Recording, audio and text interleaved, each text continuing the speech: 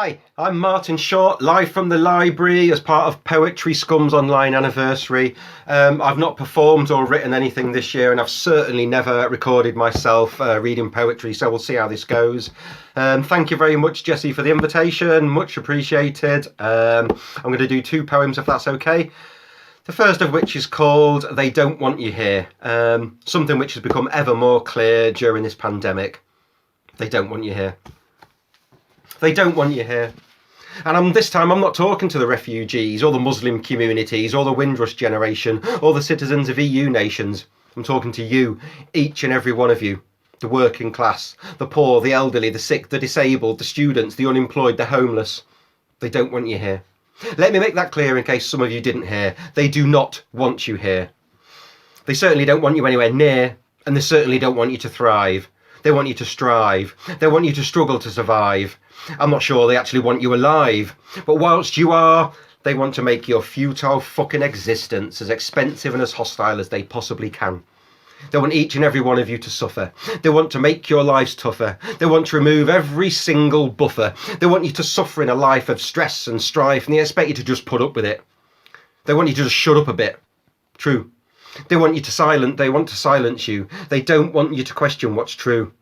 So they will take your voice away, just like they'll take your rights away. Because at the end of the day, no matter what they fucking say, they have no intention of serving the nation. They don't perceive the poor to be a deserving population. They'll claim to be the party for the working person, but they'll continue to deliver cut after cut. They'll continue to introduce law after law. I'm fucking sure that they've declared a class war, a full frontal, full force assault on the poor. They want to take you down. They want to run you out of town, and now they've got their fucking clown. They don't want you here. Have I not made myself clear? They don't fucking want you here. Thank you. This second poem is a Poetry Scum favourite. It's called Fragmenting Ever Further. Folk are fragmenting ever further, splitting into smaller and smaller factions, forcing further friction. It's stranger than fiction. Solidarity superseded by self-satisfaction, simple gratification, and an eternal quest for increasingly individualist identification. Identifying ourselves within narrower and narrower confines, along thinner and thinner lines, drawing infinite imaginary battle lines, all fighting our own desperate, disparate battles. It goes without saying that we should all be treated equally. When it comes down to basics, you are just the same as me, whatever your colour, creed, gender or sexuality. And I'll forever fight for your rights, believe me. The only folk I won't fight for are those who favour the Führer. But we're fragmenting ever further, dividing ourselves to an ever diminishing and minuscule degree, and inevitably we've made ourselves easier to govern, easier to control, doing the government's job for them like we're on the fucking payroll. It's incredulous. It's bonkers. Self-inflicted divide and conquer, only caring about ourselves and our own distinct community, rather than standing shoulder to shoulder and showing solidarity. It's simple to share a Facebook post, but where is everybody when it matters most? When the poor die in burning buildings, when the cops commit countless killings, when the rich get tax relief and top billing, when the public sector aren't deemed worthy of another shilling, when our human rights disappear day by day, when vital services are taken away, when innocent animals die every day, and innocent humans die in wars far away, blasted away by bombs paid for from your fucking pay, and the world lays in decay.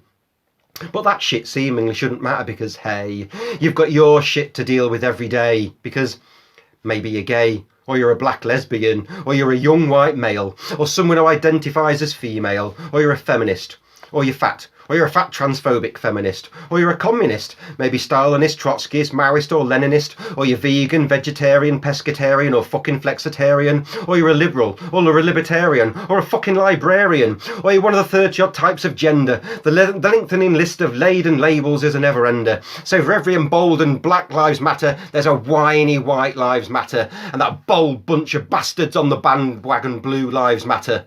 It's gotten to a point where we've forgotten what truly matters.